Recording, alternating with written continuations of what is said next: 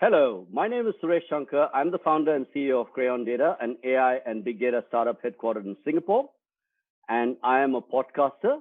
I host a show called Slaves to the Algo. And welcome to the show. We are now in season 2. And I'm delighted to have with me as my guest today a multifaceted man from California, but who's now in Miami, Eric Siu. Eric Siu is an entrepreneur. He is an influencer of the highest order. He is a data-driven digital marketing guru, and he is now the author of a book. Welcome to Slaves to the Algo, Eric. Thanks for having me, Suresh. It's good to see you. Good to see you too. I first met Eric in Hong Kong way back in the dim and distant past when we used to be able to travel. And Eric and I keep promising that we will try and meet each other in physical space soon enough. But till then, I guess this will have to do. I'm going to basically try and give, Eric, maybe I'm going to ask you to start off with a short introduction to yourself and your journey, because when I see you, I see 3 or 4 different avatars. I mean, you're an amazing entrepreneur. You've got a fantastic, podcast, a YouTube channel, and a big influencer. You've literally become one of the experts on data-driven digital marketing. You launched a new book, so many different avatars. So I hope that, we'll go through all of them today, but how would you describe yourself? I'm a teacher. Nice and simple. And why did you choose that? I mean, that's such a compelling insight. Yeah. So I think I've asked myself this question in the past, if you're to take away everything I have right now, what would I be at my essence? And I just love learning and I love teaching because it articulates my learning. So that's why, pre-COVID, I would teach at local colleges in Los Angeles. I would teach at USC. I would teach at Pepperdine. A lot of stuff I would do, for free online, and just because I enjoy it and I enjoy giving back. And partly it's selfish too, because when I see someone's eyes light up, when I see that there's a light bulb moment, I get a lot of joy from that. And it does feel like, someone has said in the past, it feels like a drug, and it certainly does. So. And that's nice. And, it's nice that you talk about drugs, because Algo is the new drugs in some way. And 100%. You become a person who is actually taken teaching, which you call your passion, and you've kind of brought it into the digital world in multiple different ways. So let me start first, perhaps, Eric, with the entrepreneur in you and the person that actually became.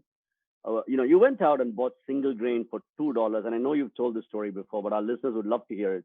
What made you go out and do something like that? Just buy a company that's failing with a lot of debt. Yeah, I mean, looking back on it, it was a fairly reckless move, and I don't think I would have repeated it, but I don't have any regrets.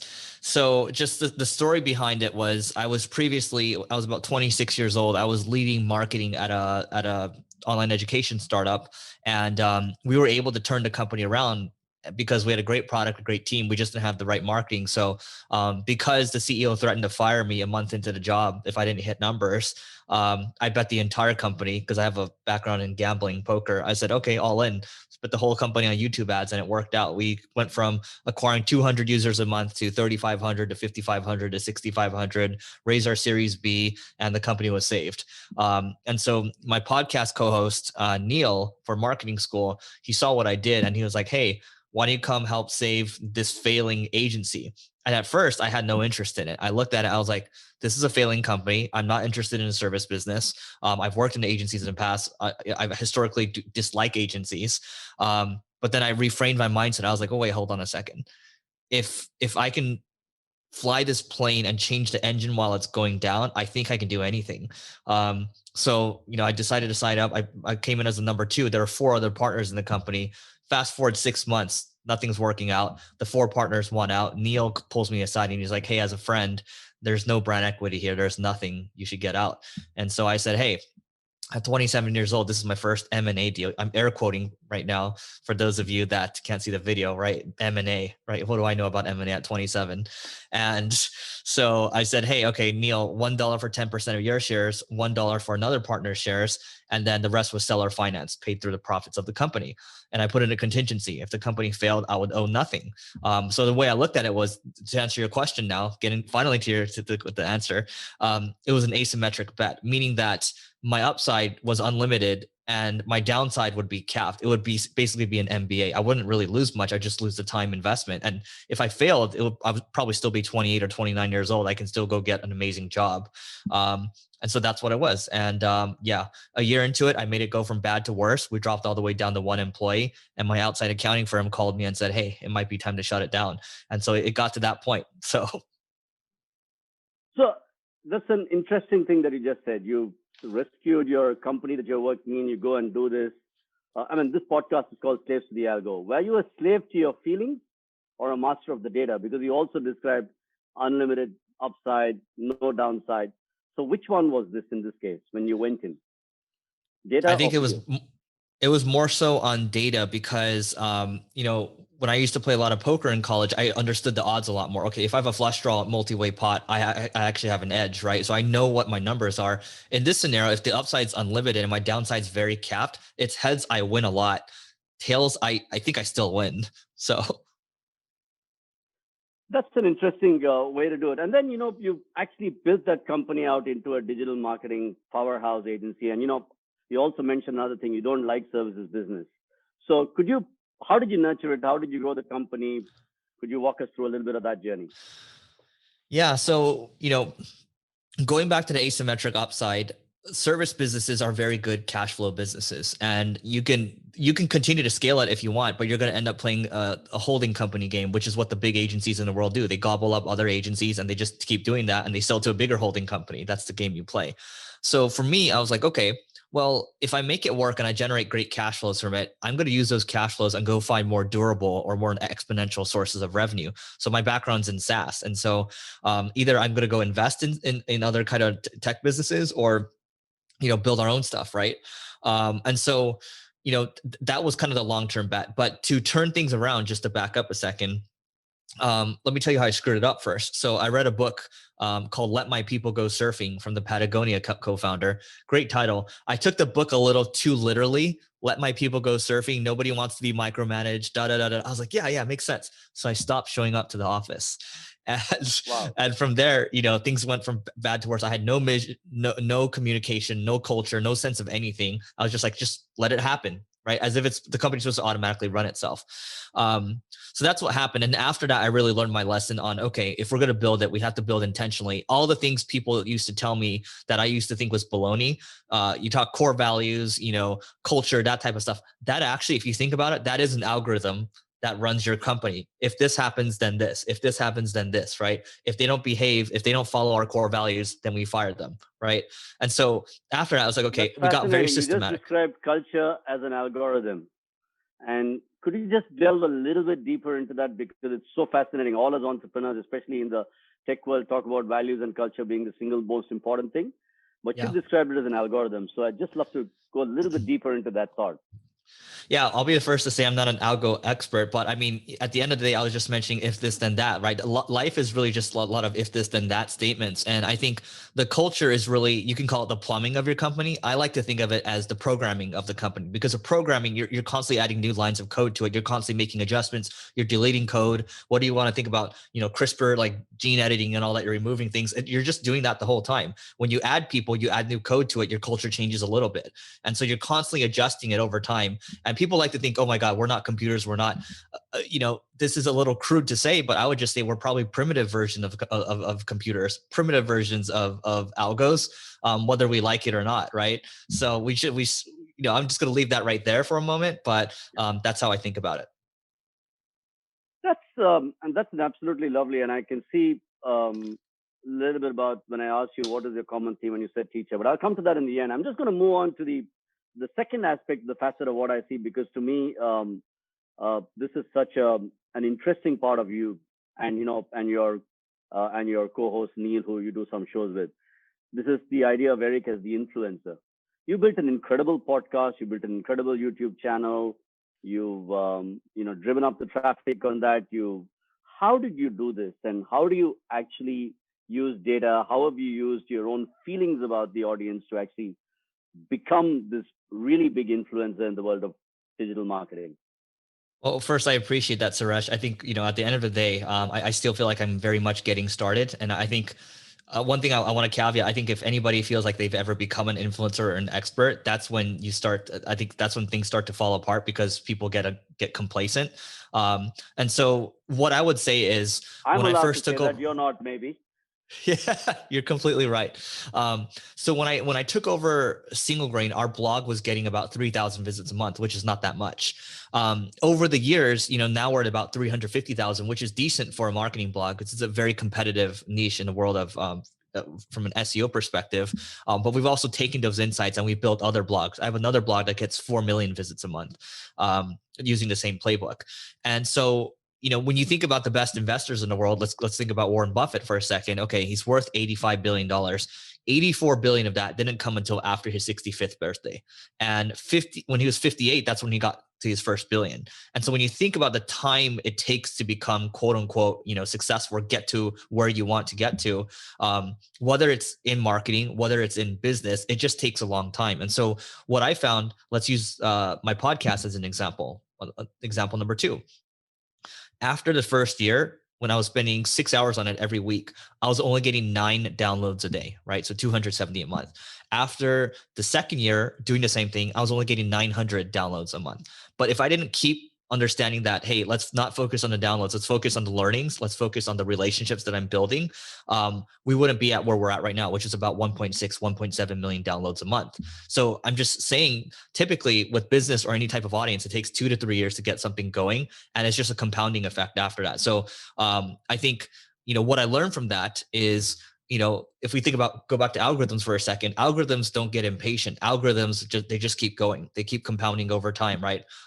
So that's what it is. A machine, sorry, not algorithms, but machines just keep on going and going. They don't have emotion tied to it. So you try to take that investing mindset to business and also to just building audiences, and it's a recipe for success, I think. So that's a lovely thought, and hold that. But I'm going to go back to something that you said earlier. You said that it takes time, and when you got me on your podcast, we covered that. I said it takes 8 to 9 years at least to build a good business, and you said it takes time. When you started your podcast, when you started your channels, did you know that it takes time, or is that something you discovered along the way? Did you keep trying and doing things till it got big, or did you always know it's going to be a 8, 10 year journey or a 5 year journey to get to that? I didn't. What I would say is it was very painful when I was focused on the wrong metric. I was focused on the wrong KPI. So this is why most people give up too easily, because there's 3 months into, oh my God, I'm not getting any downloads. I'm not getting any views. And at the end of the day, I think what I want to tell those people is stop being so selfish, right? Stop thinking about yourself so much, because that's what I did. And it was incredibly painful. But when I reframed my mindset to my point earlier, thinking, oh my God, I'm actually building relationships with amazing people like Suresh. I'm having amazing conversations. I can ask selfish questions because I was trying to save Single Grain at the time. And a lot of these relationships became my really close friends, and it led to other things down the road. And so I should be optimizing for that because that's infinitely more valuable. Because even when I build a lot of downloads at the end of the day, what's the most important thing? It all leads back to relationships. And so I didn't learn about the compounding effect till later because I started to see that with, multiple audiences. But yeah, that's what happened. I think it's just important to rethink what's actually important and then focus on that metric instead of what everyone else is focusing on. Because if you focus on what everyone else is focusing on, you're going to get the same results that everyone else gets. And that's really fascinating. I'm going to go to that second thing because that's an interesting thing. You said machines are patient and algorithms are patient, and this is something that a lot of people sometimes don't really get. They just expect that, hey, we're using AI or analytics or whatever it is, that you put something in and you're going to get some instantaneous results. And I like the way you said they're patient and they keep plodding away. And perhaps in the context of your blog and your podcast, could you share us a few learnings of how that whole patience thing played out? I mean, how did you, could you share some insights in that? Yeah. So with the blog, initially when I first took over the company, Single Grain, we, again, only 3,000 visits a month, but we didn't have a good publishing schedule. So we would publish maybe, once a month, or it was very sporadic. So when I first took over, I was like, okay, here's what we're going to do. We're going to increase our publishing frequency to maybe about 3 blog posts a month. We're going to make all our posts long form. Before they were maybe, 300 words or so. So this is a while back, the new trend was to make, most things long form, right? You can crawl more content that way for the algorithm, Google, right? um, and the other thing we did was we started to build relationships with other blogs. So HubSpot, or Entrepreneur Magazine, these other big websites. I'm just naming the big ones because people know them.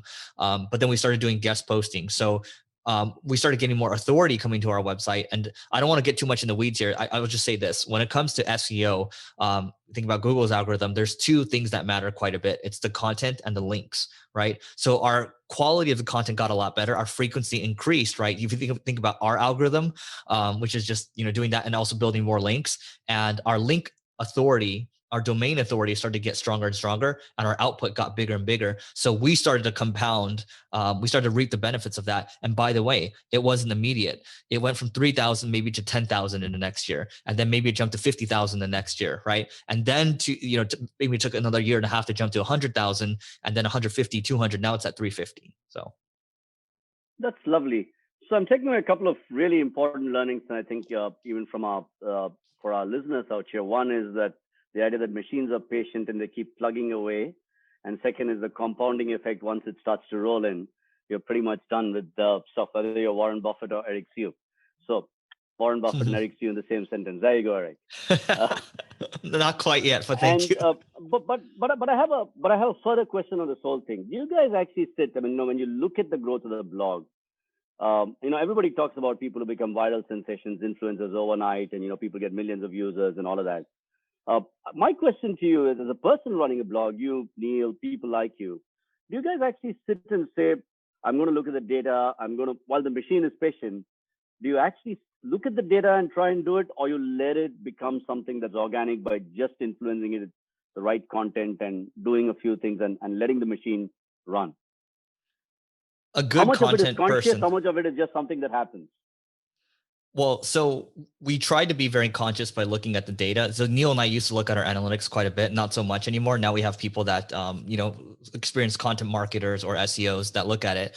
But yeah, looking at Search Console, looking at what's trending in the right way, looking at, different tools that show us, by the way, what's going on with the Google algorithm. Do we need to be worried about anything, right? That's not something we look at too much, but a lot of SEOs do. I would say, it's actually better. It's just the problem is Neil and I are both trained as SEOs. I think it's better net to just focus on, hey, what content are people most interested in right now, and produce that and just get the SEO basics right. And then you're going to grow your traffic a lot more. Because when I think about the survival blog that we have, that gets 4 to 5 million visits a month, we just write really good content, and we don't try to build links or anything like that. We know that the search engine, we're feeding the algorithm. We know the algorithm needs more content like this because there's not a lot of content like that. When you can do that, you actually don't need to focus so much on links. Google's going to eat it all up, right? And so, but for that blog, the directive to the team is, hey, let's just write whatever is most interesting, whatever's trending. And this is why you see a lot of news sites, they just take off and they generate tons and tons of traffic, right? But the problem for Neil and I is we're in the world of, so that's algorithm when it's not super competitive, or trending topics, things like that. But in the world Neil and I are in, it's super competitive, right? So Neil might get millions of visits a month. I get a couple 100,000, but even a couple 100,000 is considered really good in this niche. So you have to, put on different hats when you're in different niches and think about how competitive they are. And so in that respect, we are kind of looking at, hey, what does the data tell us, right? But net for most people, you probably want to focus on just, hey, what's going to create the best experience? What are people interested in? That's great. And I'm taking away at least three things. First is that focus on the content in your story and the relationships you're building. The machine is more patient than you are. Let the machine do its work and wait for the effect of compounding to kick in. Eric, it's been so fascinating learning about you, the entrepreneur, you, the influencer, and the blogger. And I think there's one thing I want to kind of touch on before I go to the data-driven digital guru that you are, which is the fact that, the numbers that you talked about just before the break. We talked about 200,000 visits a month. I mean, these numbers seem small to a lot of people, but in the B2B world, the world that you and I live in, it's a lot. People don't get that far. So is there something that differentiates the world of B2B influence versus the traditional way in which you look at B2C influence, where you say people have millions of users and you're posting all kinds of random Instagram photographs? So is there a fundamental difference between these two worlds? Yeah, I think the word you always hear from other VCs is TAM, right? The total addressable market. And I think when we think about the world of B2B, it's a lot smaller than the world of B2C, which is a lot broader as well. Especially when we think about B2B SaaS, it gets even smaller. So it's a very small world. Like the conference we met at SaaS Doc, there's only one Yep. other big conference I know of. It's SaaSter, right? That are specifically. I'm sure there's some other ones, the business of software and all that. But it's a very small world, and everyone kind of knows each other. And so when we think about so B2B is one subset, but then if you think about, a lot of people know me for SEO, for better or worse. So that's an even smaller subset. So whenever people think about me, the algorithm in their mind, it's convenient to think of me as, oh, it's Eric the SEO. So that's what they all call me, right? I'm not saying I like it or dislike it, but that's just what it is. And so I think that's why, like, the numbers aren't huge, but I would take our 350,000 visits over like 10 million visits from like a news website, because it's a lot of the traffic is less valuable, so to speak, because they don't convert. They're not going to buy high dollar things as much. That's why the CPCs are, cost per clicks, are lower. So again, going back to algorithms, that's how it works. So let me come to and you mentioned Eric the SEO. I mean, I like to think of you in a slightly broader way as Eric the digital guru. And just a couple of quick questions about the industry itself, right? I mean, everybody's talking digital marketing 10, 15 years ago and said, no, no, no, this will never take off. It's gone from zero about 20 years ago of marketing spends to probably what, about 50% of all marketing spend. So when you look at this world about digital marketing and all its facets, what are the pillars that you think drive success if you want to build a brand and if you want to build whether you're a consumer brand or whether you're a B2B brand, what drives success in this world today? What are some 3 or 4 big lessons that you can give people listening in? Yeah, I think if you're trying to build a brand for the long term, if you don't have, well, let's say you have resources. Well, the good news is you can go buy the attention, right? So if I'm an SAP or something, maybe I'll say, hey, you know what? I want to get in this SEO game. Okay, I'm just going to go look for a bunch of websites and buy up the attention, right? So you can acquire attention. You can buy Facebook groups. You can buy different, SaaS products. You can buy different websites too, and you can acquire that traffic. So that's one thing. Because when I think about M&A, I think about it from the perspective of marketing as well. How can I bolster my marketing with this acquisition? So you can do that if you have resources, but if not, what I would say is, if you don't have any resources right now, if you're B2B, I'll be thinking about LinkedIn organic reach, because it's so strong. If you're B2C, you have even more options. You have YouTube Shorts, you have Instagram Reels, you have TikToks, right? You have Snapchat Spotlights. You want to really leverage organic as much as you can, because what ends up happening, here's the algorithm for these social platforms. They give you as much organic reach as possible, and then you start to monetize it with ads, right? And then they start to throttle your organic reach, and so all the hard work you put in, it goes to nothing, right? So you have to just keep moving on to the next platform, and then have whatever team kind of managing the work that you've done in the past. Clubhouse is another perfect example. Tomorrow I'm doing last week I did a chat with Kevin O'Leary from Shark Tank. Tomorrow I'm doing one Mm-hmm. with another billionaire, right? So to be able to build those B2B relationships with people and interact with people where I can collaborate with them, that's infinitely valuable, right? So you have a lot of different options. Twitter Spaces, right? So I just think, again, the lesson here is taking advantage of organic. The first one is, hey, if you have resources, maybe there's an M&A type of play that you can do. And so there's those two. And the third thing I would say is, we talked about compounding. I think, again, it's if you're a company like Suresh, for example, let's use you. You are the star of the podcast. If you had outsourced this to somebody else, what if they quit? Right. So there's a consistency game to this too. Because if let's say you're HubSpot and you hire someone to do the podcast for you, if they quit, you're screwed. The consistency factor is gone. Because if you try to come take over later, a year or two into it, they've built a relationship with that person. You actually built that person's brand, for better or worse, right? And so I think consistency across the board, again, I think it's one of the main reasons why people end up, quote unquote, failing. Yep, and that's you also talked very interesting about growing organically and how the platform started throttle the work that you've done.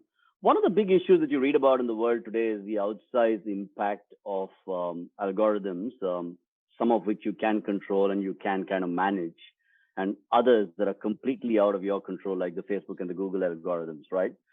So, what's your take on the effect of how much people are putting themselves at the mercy of the algorithm? How much are we slaves to the algorithm in letting it drive this new world that we are in? And I'm not asking you for the philosophical take about whether Google or Facebook is right. I'm just asking you for the more practical. Are we, how do we become masters of this? How much are we completely, or we can't do much about it? We got to go with the flow there. Yeah, I mean, I haven't thought too much about this, but what I would say is, when I listen to the conversations on Clubhouse where people are, sometimes I'll join rooms where people are giving marketing advice. You got to do this for the TikTok. You got to do this for the YouTube short. You got to do this for the algorithm. You got to do this. So it just sounds like they are slaves to the algorithm, right? A lot of the work that we do, it's like, oh, you got to publish at least one time a day, right? That type of stuff, or else they're going to throttle your social, they're going to shadow ban you, like that type of stuff. And so, in the grand scheme of things, like how much does this really matter, right? So maybe it does matter a lot for your business. Who knows, right? But what I would say is maybe it's time to start diversifying from the algorithms, because once you start to build this audience, can you quickly drive them to your email list so you can own that? Can you drive them to an SMS list where you kind of own that, right? What other assets can you make where like you own, maybe you have a community, maybe you have an event, right? I think community is a very important a moat that people don't think about as much.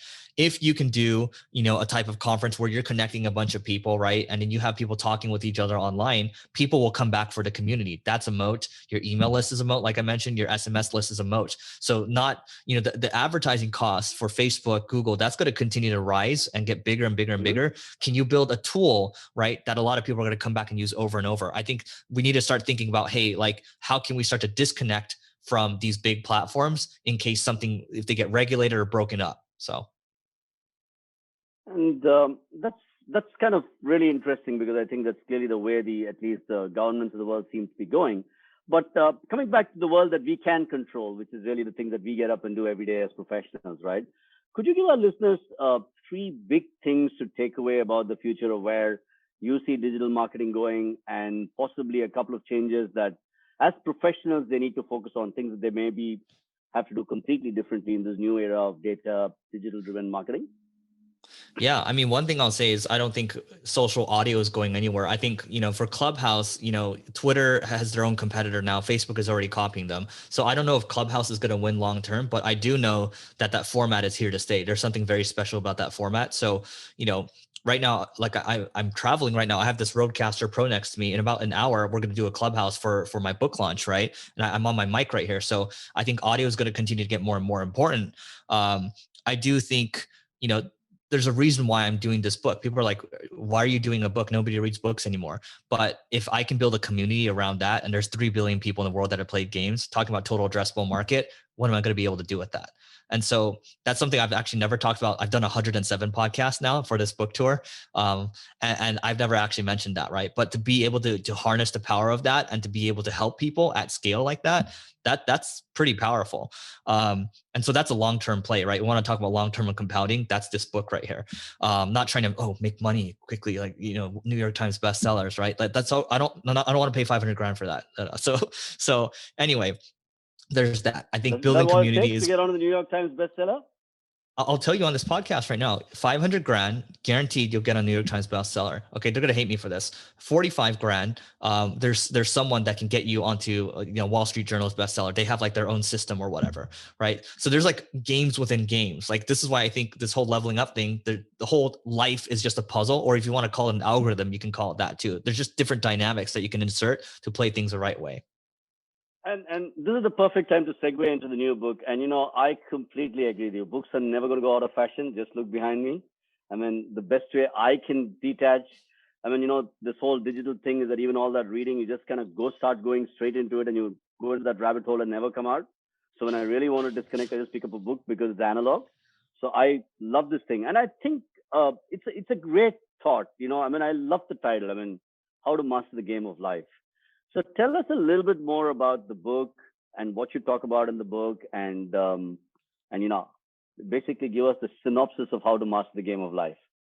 Yeah, I mean, Eric, I'm still. Just give me 1 second. Just give me 1 second.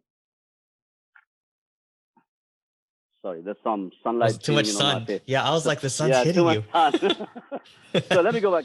So it's a fascinating thing. You've written this book. It's about how to master the game of life. So tell us how to master the game of life. I mean, I'll be the first to say and that we'll I'm buy still. the book. We'll buy the book. We'll buy the book. We'll make you a billionaire.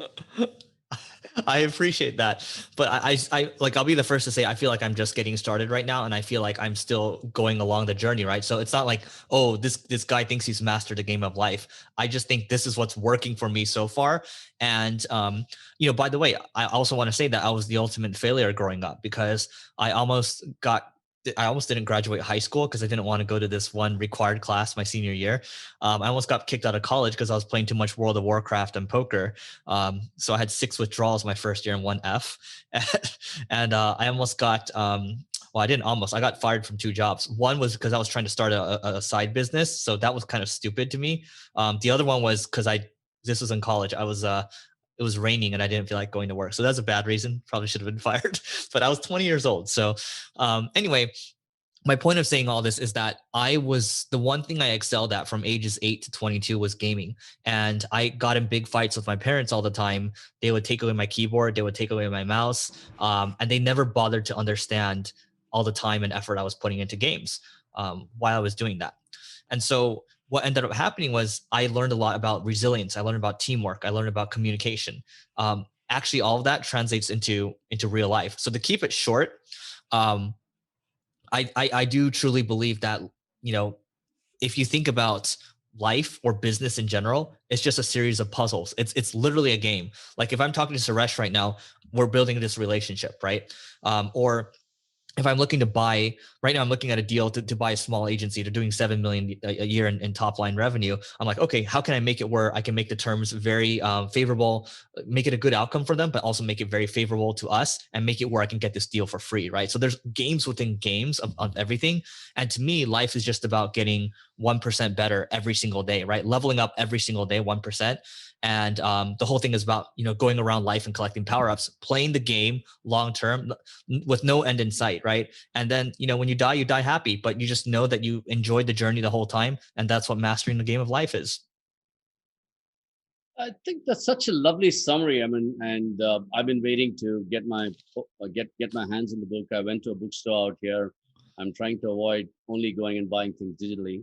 But that's just a lovely way to encapsulate this stuff, right? You're improving 1% um, every day of your life, and I like the leveling up in terms of the way we talk. That's what we all used to do when we play those games.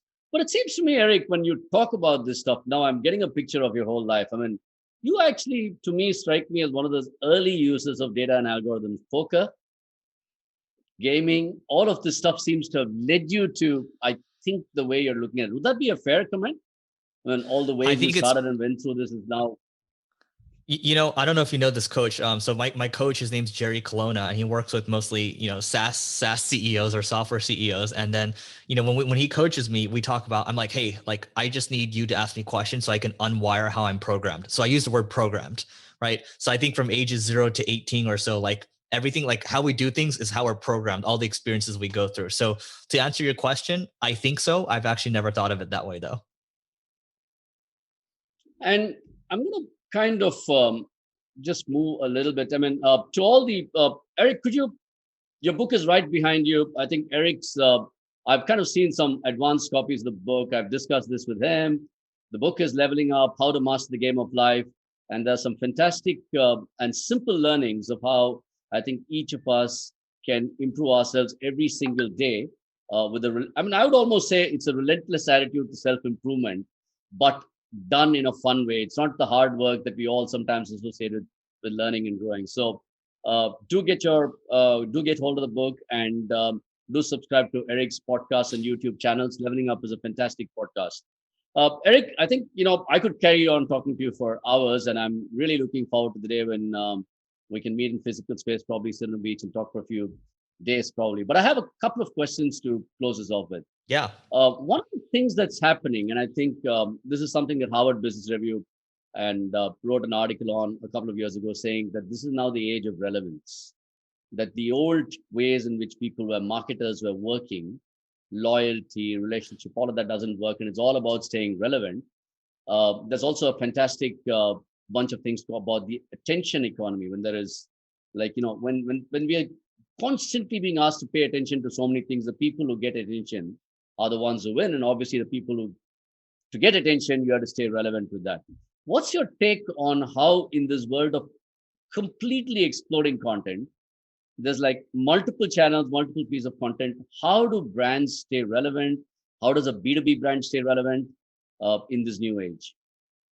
Yeah, I think it's not stressing over trying to hit every single channel. I think it's when you think about relevance, I mean, there's two things that pop to mind when I think about getting attention. You can do some crazy TikTok video where you're jumping off a building or something, and I don't know, flying with a squirrel suit or something. But the other one that I think most of us can do is just be useful, right? So even if you know nothing right now, learning in public, that's largely how we grew. We saved single grain and grew it, grew all these things tied to it now, this like octopus of things together, right? But if we weren't constantly trying to learn in public and be helpful in general, we wouldn't have been able to do that. So what I think is interesting, a trend I think is interesting, you just saw HubSpot buy The Hustle reportedly for $27 million. And I think you're going to start to see more of these big companies making media acquisitions because there's a lot of attention there and they can kind of bolt on whatever offerings that they have. And so, but guess what? The Hustle is very useful. It's, I love the podcast that they do, My First Million. They talk about business trends. So I just love it. So I keep going back to it because I find the most utility by reading or listening or watching their stuff. So I think in the B2B world, that's what it is. It's not like, hey, come check out my case study or check out this amazing, oh, look at these announcements about, like, I never read that stuff. Right. And I think, I'm not saying I'm the end all be all, but I think, again, what's worked for, if you look at Neil or you look at myself or you look at other, even HubSpot as an example, it's just they've continually been useful over time. And I think it's very simple, but it's not easy. Yeah, absolutely. And I love the way that you just said staying relevant is ultimately, especially in the B2B world, about being useful to your listeners, to your clients, and to your prospects. Eric, I think I could carry on, like I said, for a while. I have a personal question for you, and I have a comment to make to my viewers. First, the comment. I completely understand why Eric calls himself a teacher. I saw four sides of Eric, but I think when he used that word, I'm a teacher, and I look at all the things that he had right from his life journey, from being, a person who was into gaming and poker, and then, rescuing his company, to becoming an entrepreneur, to becoming an influencer and a podcaster, to writing a book, to become a digital guru. I think what he brings out, and I'm going to use a different word to describe you, Eric. I think you are a learner teacher, because to me, teaching and learning are literally two sides of that same coin. And I think that by learning and by broadcasting that, I think you brought probably a lot of insights to a lot of people in the world. But I have to ask you this question. In the game of life, which level are you at now? And how many more, what's your next three levels that you are trying to conquer? Yeah, I appreciate it. At the end of the book, there's a concept called the wealth ladder, written by, it was created by the CEO of ConvertKit, Nathan Barry. And, I'm not going to talk about that one, but it's basically, go from going to school all the way up to becoming an investor, or, you can run a platforms business or something like that. I think, look, at my age right now, I'm 34 years old. I do feel like I'm very much getting started. I do have, all the assets in place, right? The audiences will continue to compound. The businesses will continue to compound. And I have a very buy and hold type of approach. And I just want to continue to, buy other, marketing related businesses and plug it into my audience, and then just continue to build audience. So I don't have an end in sight. I think I've largely acquired the assets that I need to do what I need to do long term. And now I'm just going to keep playing until I die. And my goal, if you were to ask me long term, I'm just really stuck to this book that I read when I was about 24, 25 years old, The Billionaire Who Wasn't, about Chuck Feeney. And this guy found out how duty-free stores gave away $8 billion. So, when I was 24, I was like, okay, if I give away $80 million, I'll be happy. So 1%. And then I got a little older. I was like, oh, maybe we'll do like 10%, 800 million. And I got a little older and I was like, why not just go for the 8 billion? And then if whatever I land on, I land on. And so that's what I'm going to do. And we'll see what happens. That is such a lovely thought. And I think it's something that all of us should take away, which is that, you just started. So here's my answer to you, Eric. I'm 57 and I sometimes feel like I've just started. So you got a long way to go, brother. Thank you very much for being on the show, Eric, and lovely to hear your thoughts on leveling up, on where digital marketing is headed, on how to become an influencer, and how to be a great entrepreneur when you don't know what that step is going to lead you into. Thank you very much for being on Slaves to the Algo. Appreciate you having me.